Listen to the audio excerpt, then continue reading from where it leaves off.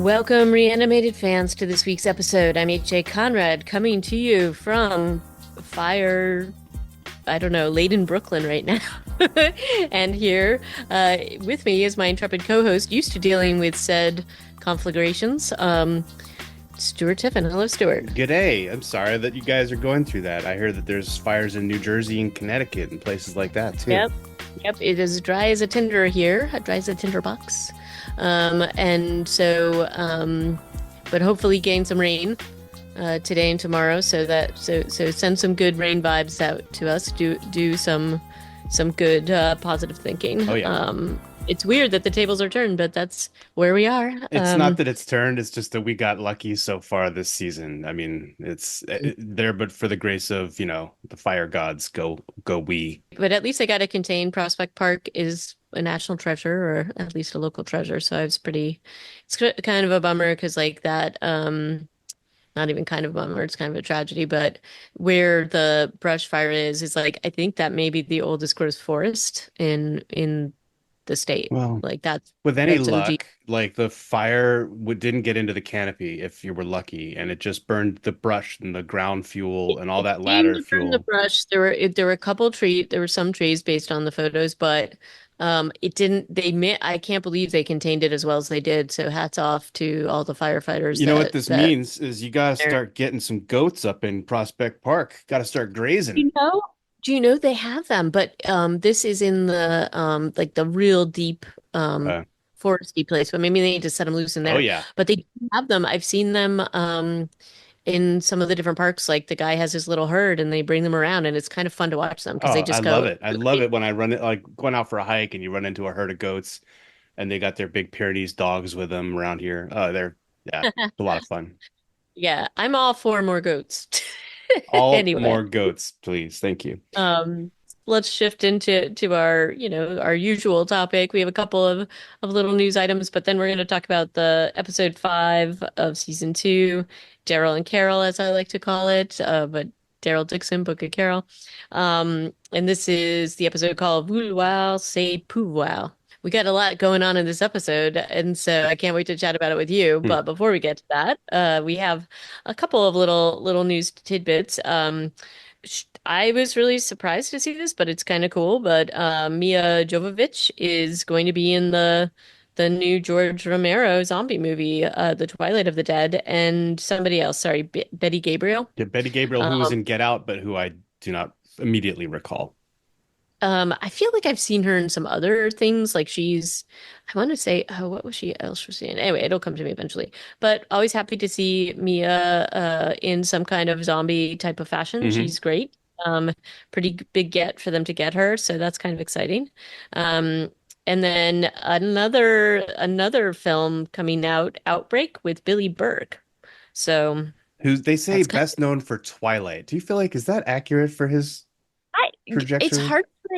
hard for me to, I did you watch Twilight? Yeah, Because that I've was seen them, but I mean, this guy is looks really. familiar from other things, I feel like.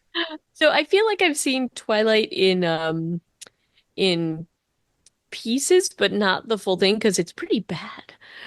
It's not really great. But who was he? He was the dad in Twilight, is that Yeah. the thing? Yeah. I feel like he was in something else that I would probably um, you know, I don't know, maybe I'm forgetting. He was like kind of like an everyman Yeah, he was a character. He was in guy. Ladder 49, like a backdraft sort of spiritual successor. Along Came a Spider. He's done like 50 movies and then a whole bunch of I TV. So he's been in a lot of stuff. I was gonna say, I think I feel like when I see him, I think of him more from like he's just in like a ton of like little random. Yeah. He's always like that guest guy. I feel like he was in Gilmore Girls, maybe, Yeah, he for a was few in three or episodes. something. Yeah. And A lot of so, Law and Order. I think he's just like yeah, the approachable, relatable dad character in a lot of stuff. yeah. But maybe, I mean, I get why they say Twilight though, because that probably like if you're, the biggest audience, I would imagine that was it Maybe. probably. So. Maybe. Anyway, but so he's in this new thing that looks kind of fun. It's a zombie thriller outbreak. Is any zombie outbreak not really a thriller? I don't know. Yeah, Just basically just saying. yeah, our preferred genre of horror is thriller, really, if you come right down to it. Right. I mean, I don't know. Anyway, So so this movie, you've said it a few times, is going to be called Outbreak, and it's about a state park ranger, Billy Burke, in search of his missing teenage son, who is confronted with zombie-like people carrying an infectious disease. This is going to be a long way away because I think they don't even say if they're going to start filming this year. But the Twilight article, no, not Twilight, Twilight of the Dead, it is Twilight. yeah. They said they're going to start production in 2025. So that's also a ways out, both of these announcements. Hmm.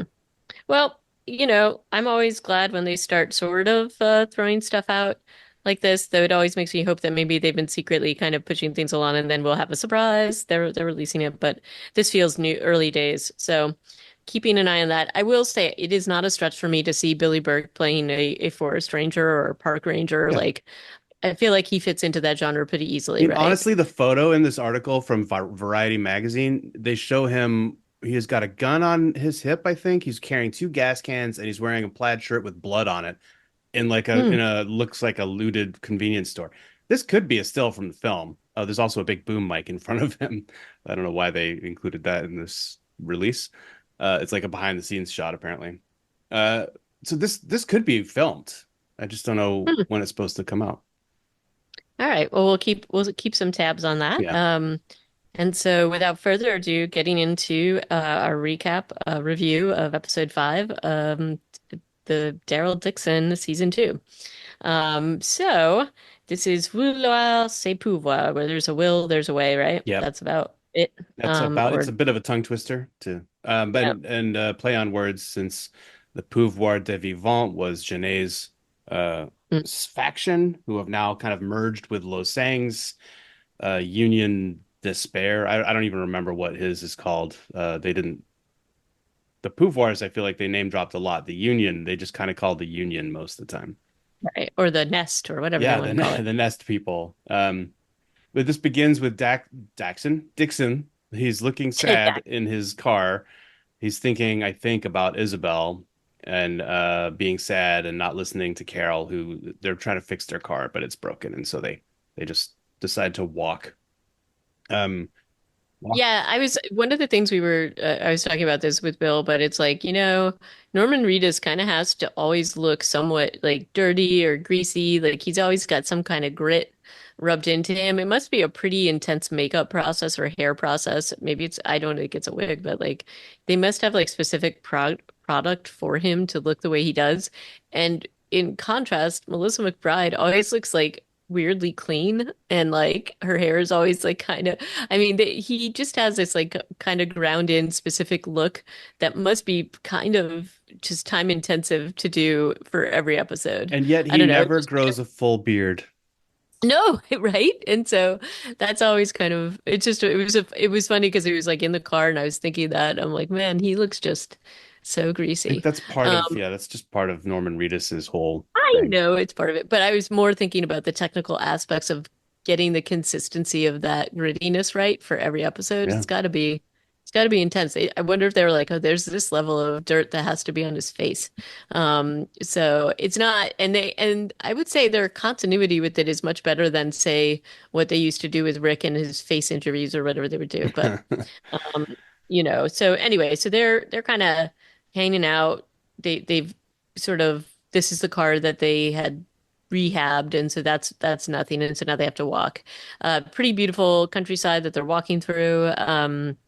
And then this just shows like a nice little time lapse. So this is you know, this is sort of they get to go through La Défense again. Yeah. And they have, the interesting thing about Carol and Daryl is there's a lot that they don't have to say to each other, but she knows something's bothering him. And eventually he like talks about it.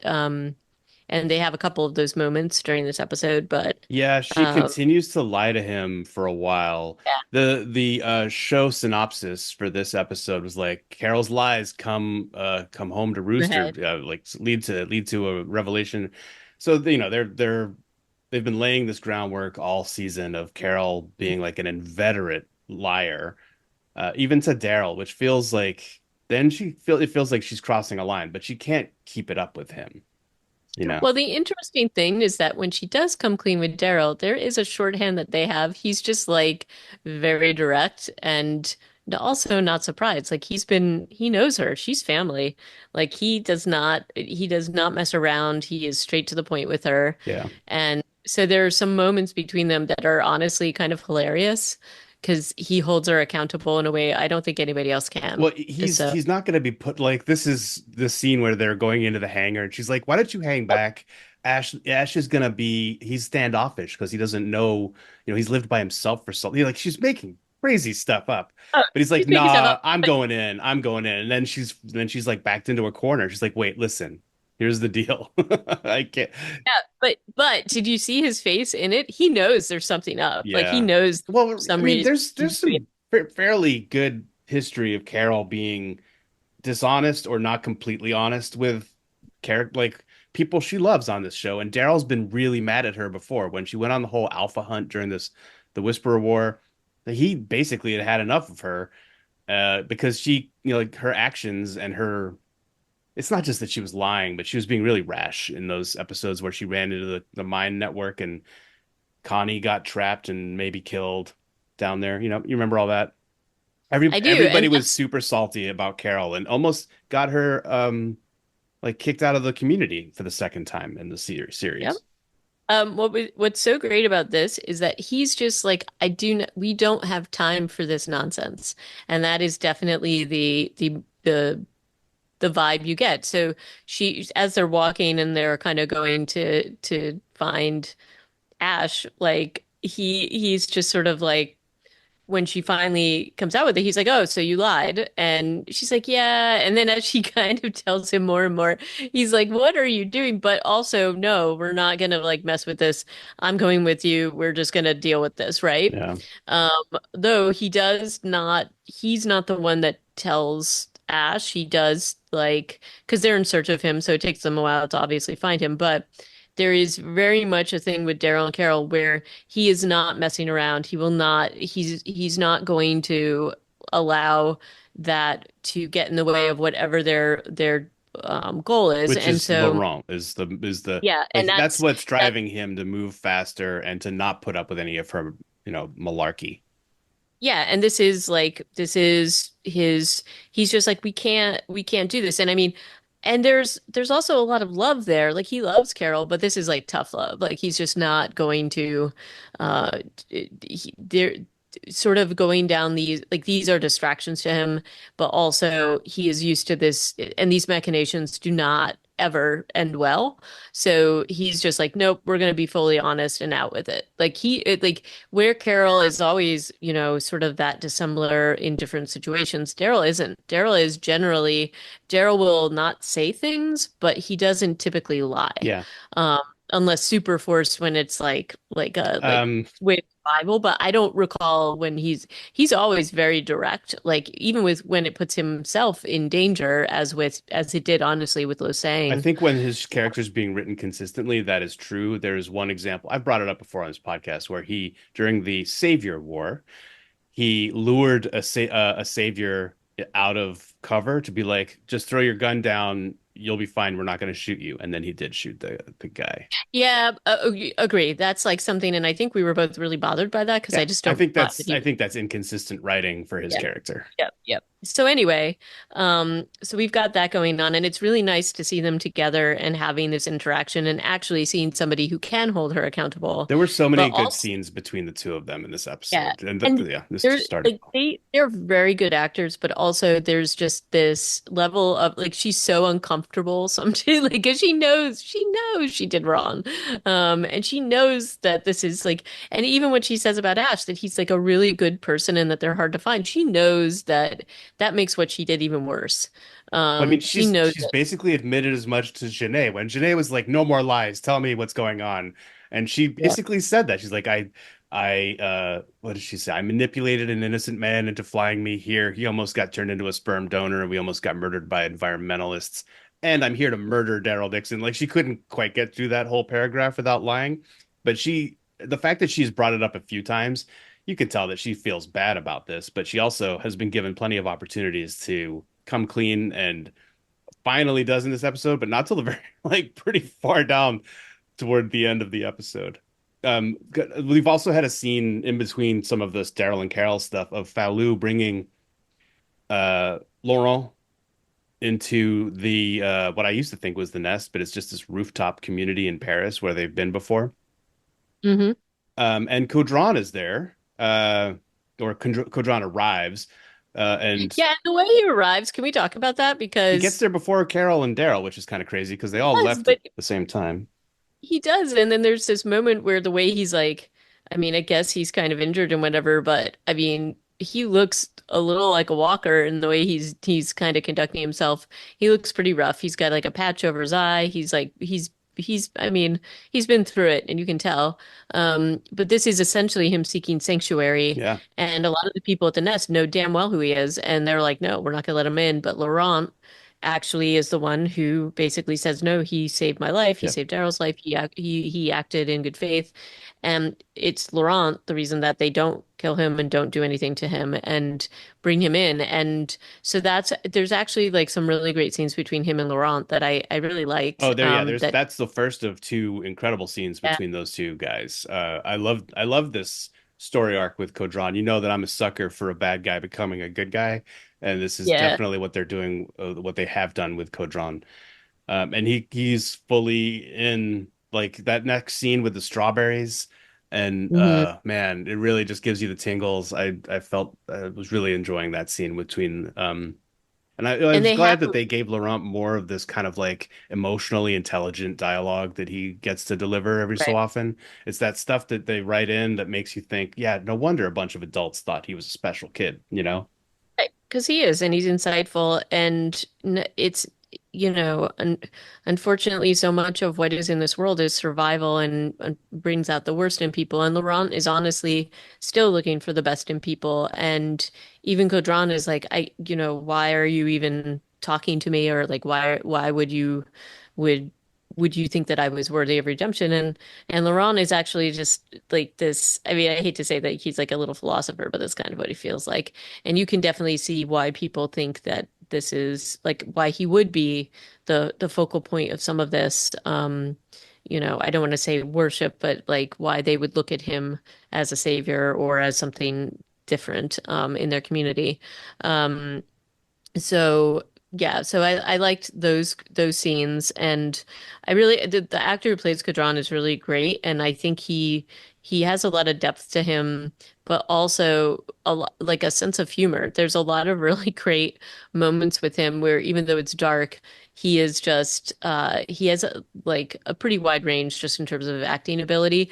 Given this role, it's like he brings a lot to it. So that's kind of a I've been enjoying watching his evolution in the show, and um, so that is it's actually really fun to hear him talk in the after show a lot. Like Yeah, it's pretty fun to watch like his insights and things like that. I agree. Um, and we also have, some pretty hard moments in the show between Daryl and Laurent, and this is pretty rough because Yeah, there's a um, few scenes where Daryl's trying to well, first he has to tell Laurent that Isabel has been Issa, killed. And that is tough. And Laurent definitely like kind of shuts down after he tells him that.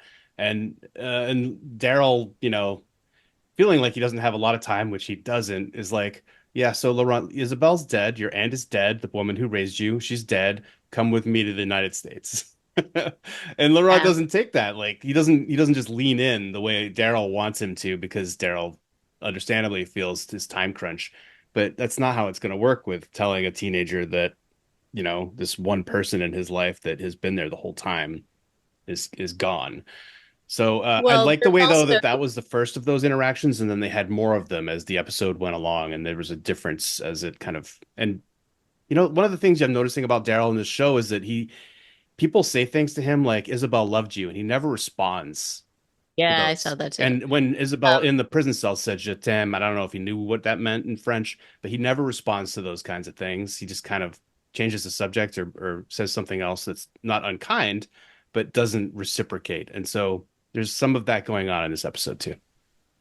Yeah, he's just like kind of quiet. However, I was about to say like the scenes with Cadron when they're talking when he and Laurent are talking and he says that all these people have died because of him Yeah. and you see Laurent taking that in and that's something Laurent echoes later. Oh And that's shoot. how yeah, like he's feeling he says it. He flat out says it like and Yeah. he names all the people that he thinks he's responsible for their deaths and that includes Isabel, Sylvie, Father, what's his face, which I can never remember his Jean name, Father Jean. Father Jean, and the only person he really has left is Daryl. And It's so such a you could, false equivalency though, because Kodron chose the weapon, like this lifestyle of being a guerrier, and right. Laurent was just like, I'm a kid. He didn't get anybody But, killed. but if you take that from a kid's point of view, Yeah, Kadron doesn't give him all that color, no, right? no. Like he doesn't know exactly what Kadron has done. He knows like a little bit, but not like the horrible, like grisly I details. feel like So Kodron is also going to take to his grave the fact that he thinks his brother was killed by Daryl when that was not the case. I don't yeah. know why the show is doing Daryl dirty this way. Like, where's that girl Maribel who's like let go in the south of France, who's still out there as far as we know, who pulled the trigger? Well, they have to bring that up. Either she pops up again and it comes clear something. The reason he keeps bringing it up, so there's got to be some kind of But there's no flashback in like what happened before on Daryl Dixon. No, nowhere have they ever been like, and this is when Maribel pulled the trigger and killed Michelle, Codron's brother. It's just never happened. So I don't. Maybe the showrunners forgot that that was how it went down. I don't know, but I feel like he's brought it up enough times that It, there's got to be some moment where him and Daryl have a discussion yeah, about it. maybe So, Daryl could just be like, dude, I was there, but I didn't shoot him. I mean, right. But is there really anything Daryl can like, okay, even if they have this discussion, is he gonna believe it?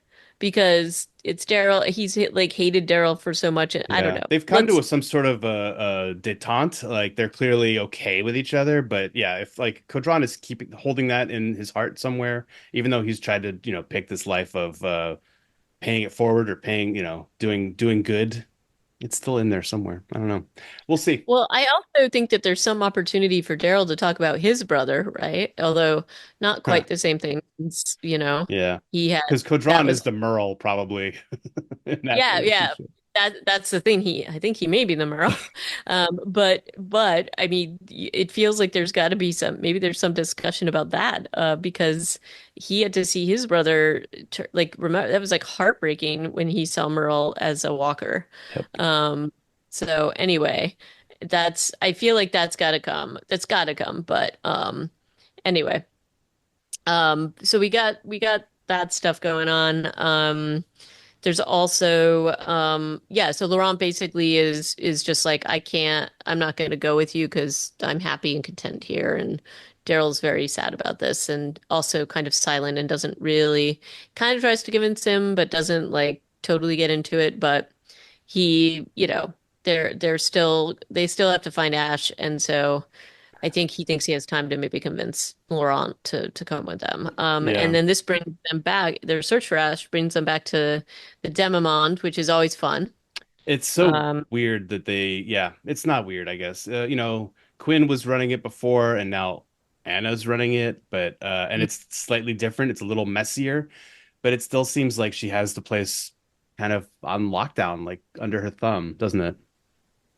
yep. And she's pretty proud. It's like this just weird like sub thing. Again, I think it's in the catacombs, which is kind of fun. So this is like just like what's really funny is Carol's sort of like, where are we? Like this like bizarre. Daryl's just like, yeah, watch out, and like just kind of wanders in, and all the dancers and the sex workers and everything are kind of like trying to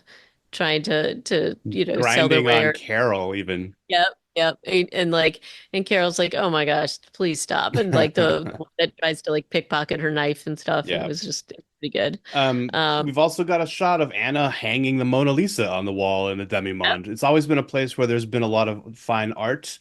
Quinn obviously was a fan of some of those paintings that Isabel used to talk to him about. And now Anna has apparently just gone to the Maison Mère, perhaps, or was given to her, the Mona Lisa, which is just hanging on the wall. Um, and What I don't get about all these transactions, and maybe this will come into more contrast in the next episode. Anna basically, I think, bends over backwards for Daryl in these scenes. She does feel like Mhm. she has a bit of a debt to pay, perhaps because she Yeah. sold them out, and And got specifically filled Laurent out. Like that's the one she feels the worst about, you can tell. you Like can't. I don't know. Like her performance to me is pretty.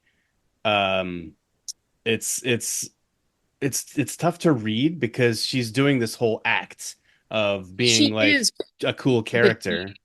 specifically asked about Laurent because she Yeah. does feel guilty. And when Daryl says that he's okay, she does have a look of relief on her face. She did have a moment with Laurent, Yeah. and so I do think that she feels guilty about that specifically.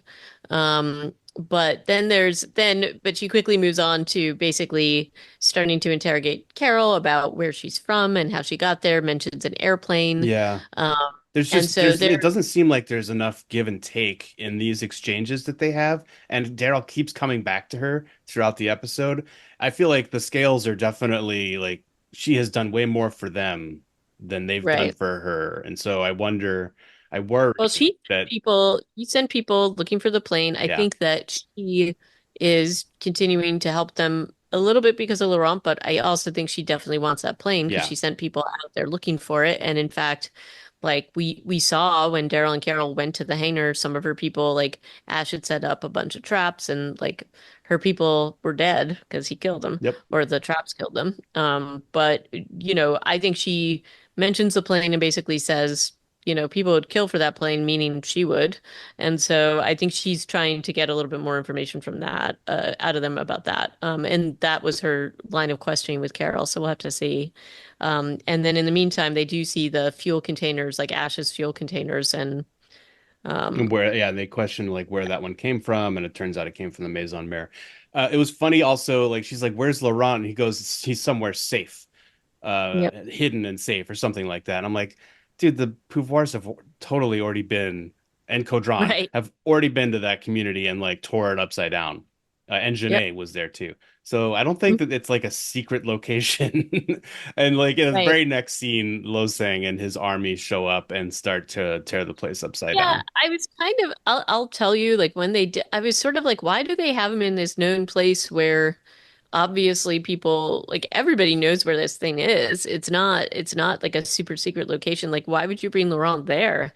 I would take him probably someplace else that nobody was aware of, Yeah. but no, I don't we're gonna love be this here. set either. It's clearly a Um, set. It's not a real place. It feels like a uh, soundstage. The light is way too diffuse. Like there's no, yeah, I think it's really fake seeming, this rooftop okay. community. Yeah. Caudron and Laurent, basically Caudron becomes his bodyguard, and between them all, the community like basically just delays Losang and Jacinta. I thought Falou was gonna die in this scene again. Did I? What are the odds he's going to die before the end of this season? Like 80%, I Uh, think. I think that they're pretty strong, and I hope they don't because he is just this little bright light, and I enjoy him in this. But I actually thought he was going to die in the siege. I was worried Laurent was going to have to like basically make his way on his own. So I was actually very happy that he survived to get him at least into Barris, and I hope they don't kill him off. Yeah, He's like he's such a little like he's such a calm and wonderful character, and I really hope they don't. I They know, don't. but I feel like he's on the chopping Feels like block. it might be going that way, right? Yeah. The Just other speaking part character from this community, the I don't know what her name, but the lady who's in charge does this like yeah, kind of fun redirect where she's like, "Well, if you're looking for Laurent, we sent him to you, so we should all go out looking for him."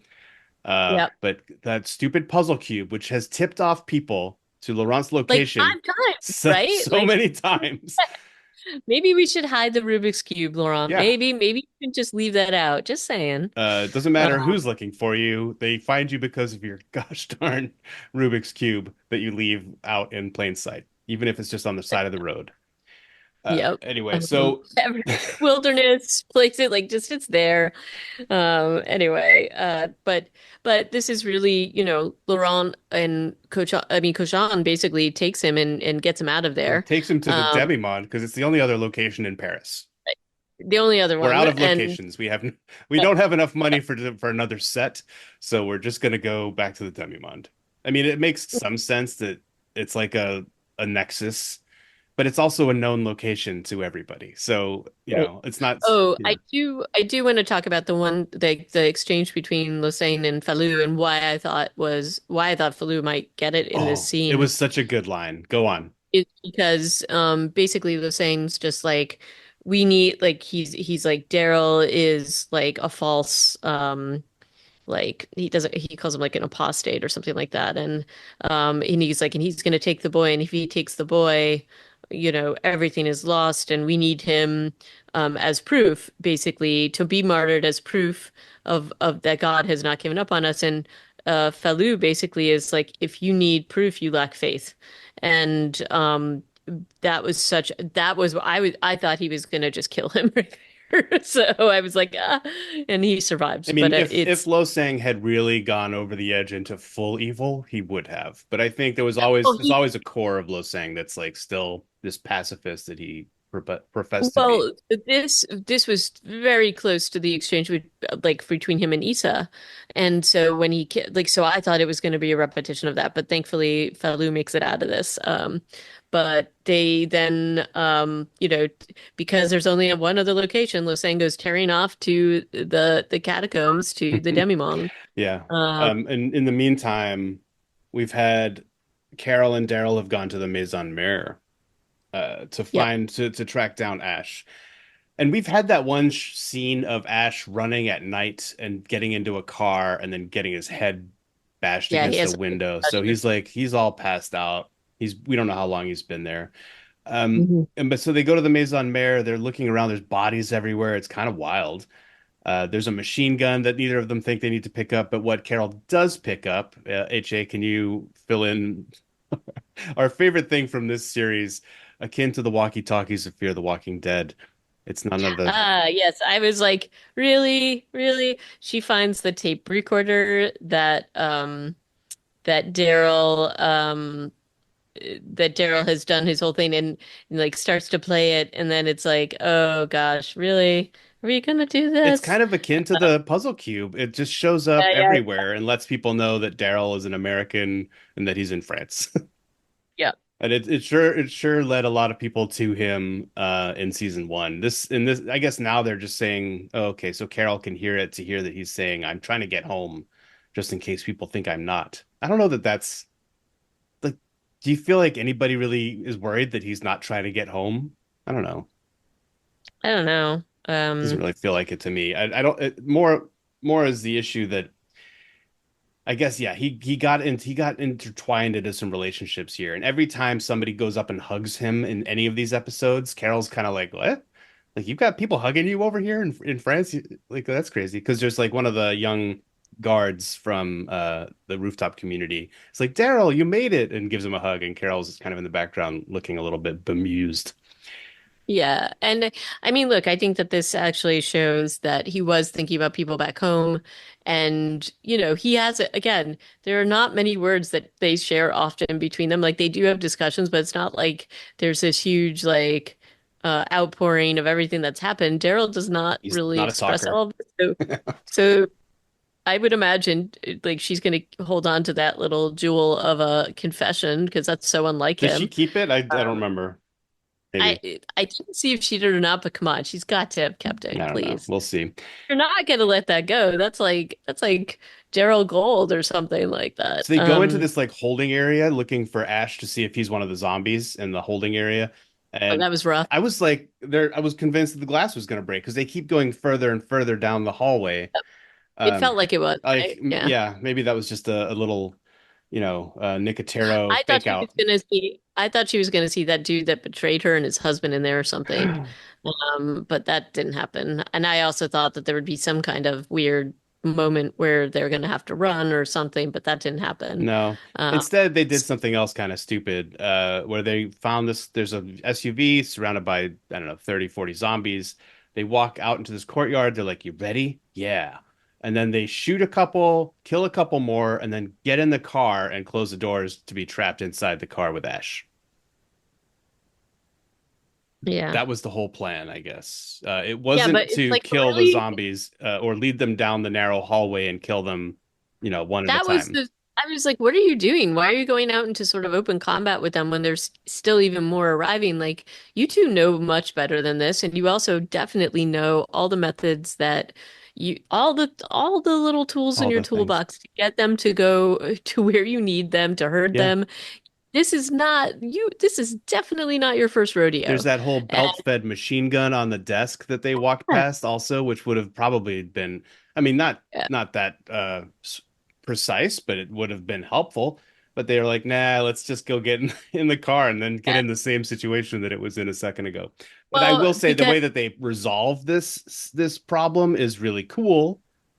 yep. Um, because Daryl finds, but he had no idea this was in there, finds a case Mhm. with some of the super zombie serum darts.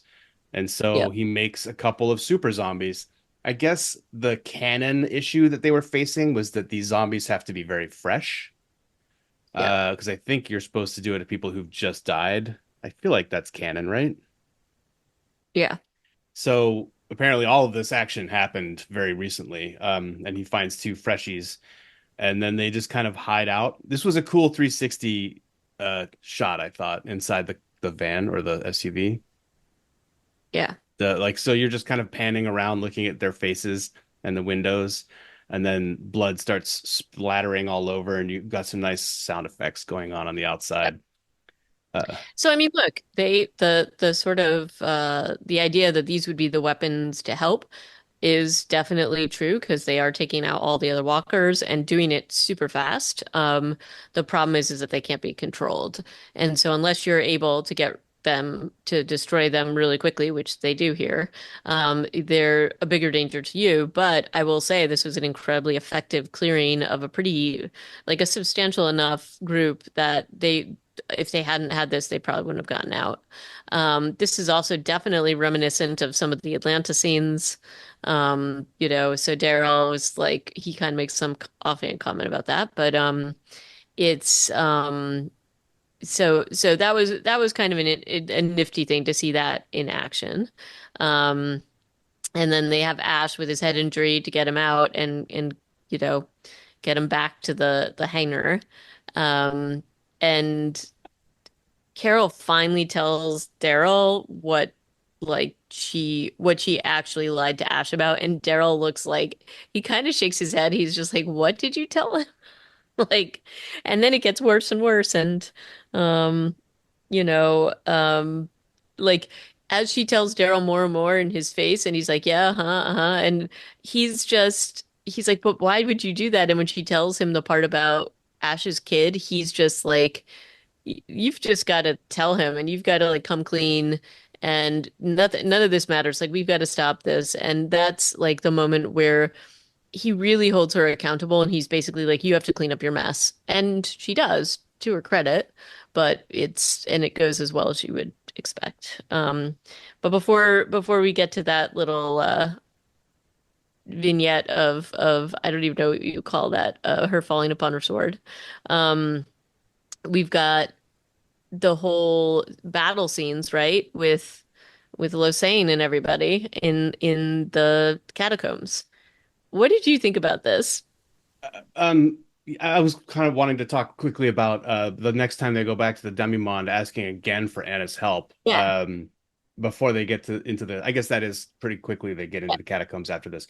But so this is what I was referring to earlier, where he just keeps going to her, and Yep. she keeps saying yes. And in this case, she also says, and not to tip too much to current events, but she says Laurent will be safer in America. At least you guys don't fall for fascists. Yeah, I caught that too. I was like, wow, That what was the, I know that you filmed this last year. What the, okay. yep. But she basically gives all her ethanol to Daryl. They need 50 gallons apparently to get all the way home, in addition to what they already had. And I can get to my next aviation, rant later. Right. But yeah, this is just Daryl really at the Demimonde, I think. But hasn't she already encountered No, so she's now Daryl runs into Codron there. right.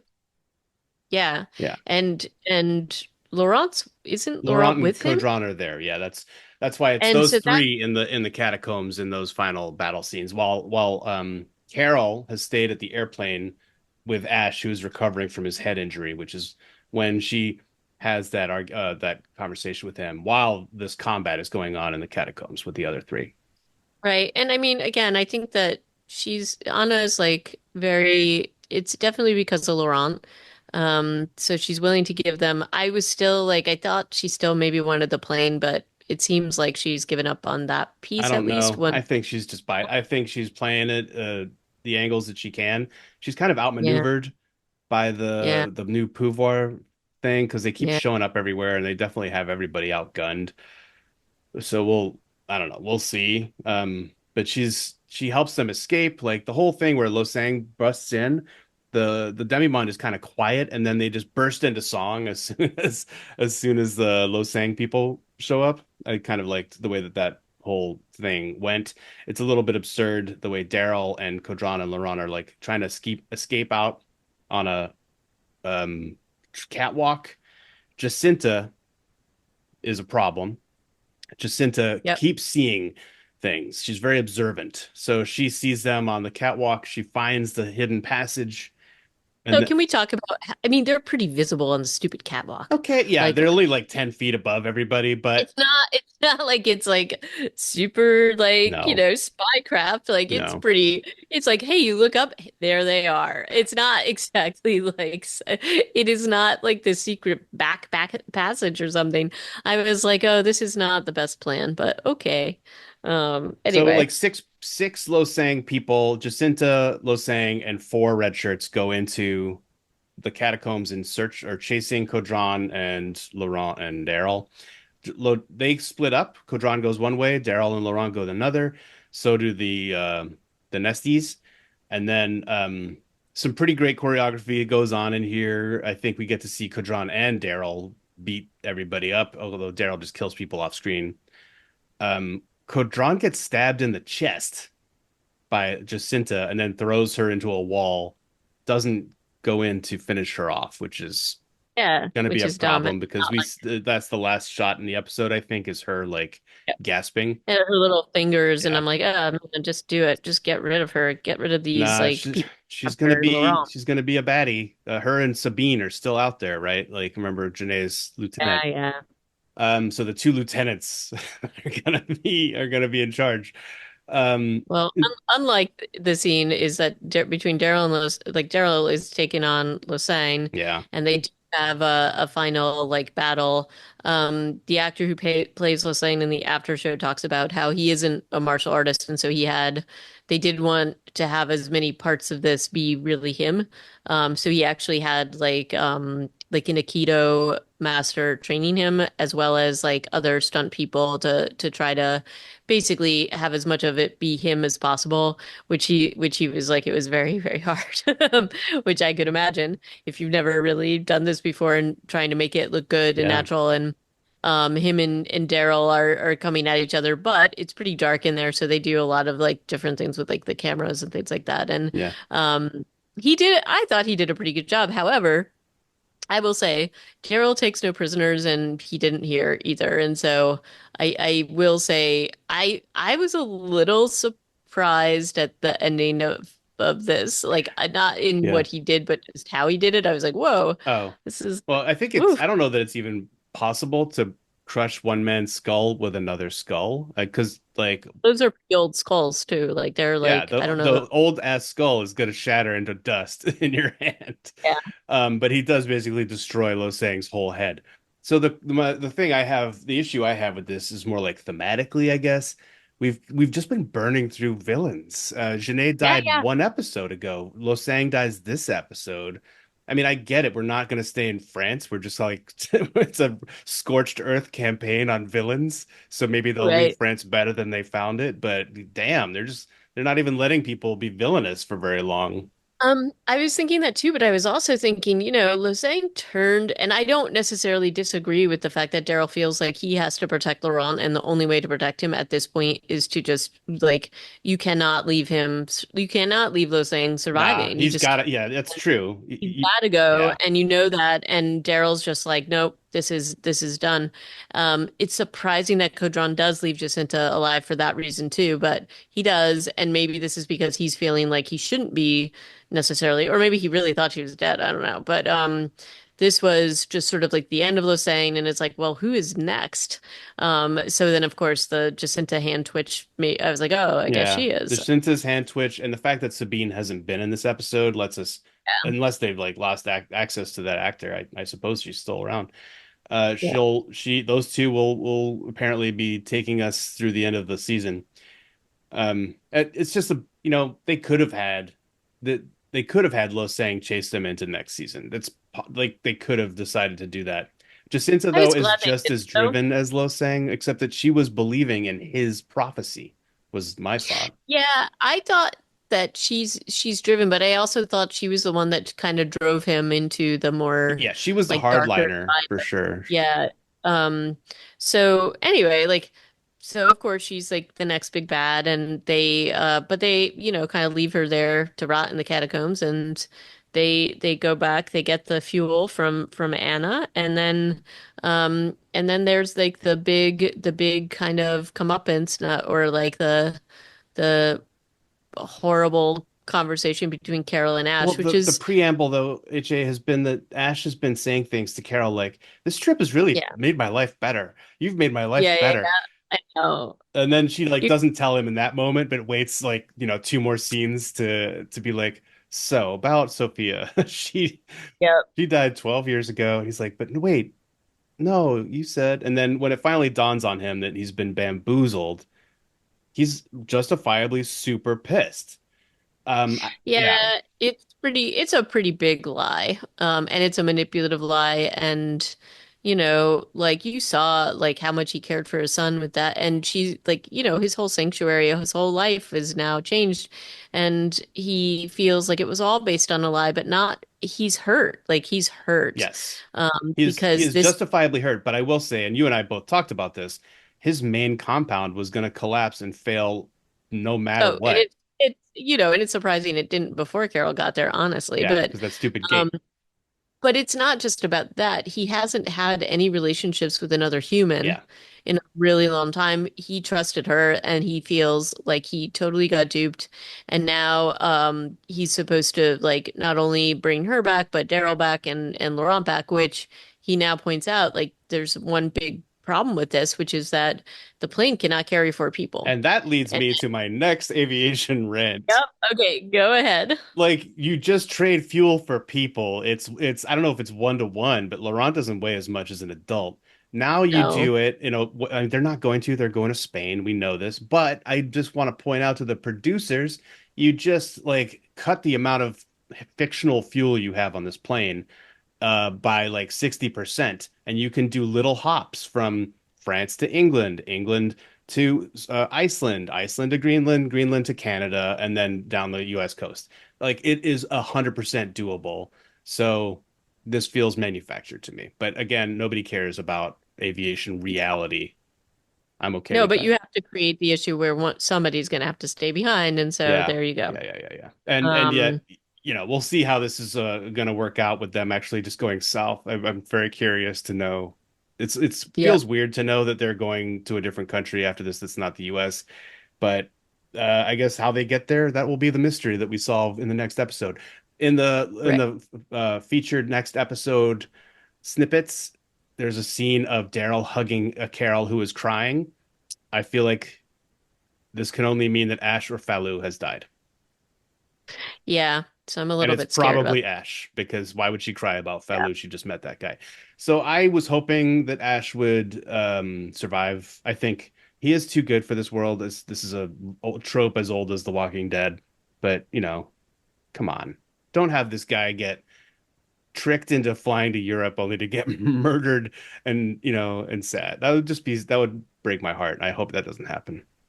But I also thought since they're talking about leaving somebody behind, it's them crying about maybe leaving each other. So maybe it's Oh, may that. that could be. Yeah, could be. Yeah, maybe. Because, she came all the way to see him, and he's gonna basically tell her to go, and she's gonna tell him to go. Like, we know that that's gonna be the next episode, right? I mean, Yeah. can we agree on the fact that they're gonna fight about who's gonna do it or not? Or It's gonna be, maybe Larod's gonna get bitten by a zombie. They're like, "Oh my God, this is terrible." It turns out he is immune and actually is the chosen one.